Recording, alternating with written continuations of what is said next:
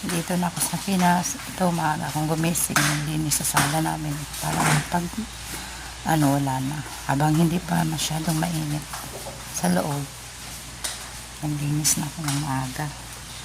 Ito lang ang buhay araw-araw. Linis, kain, tulog.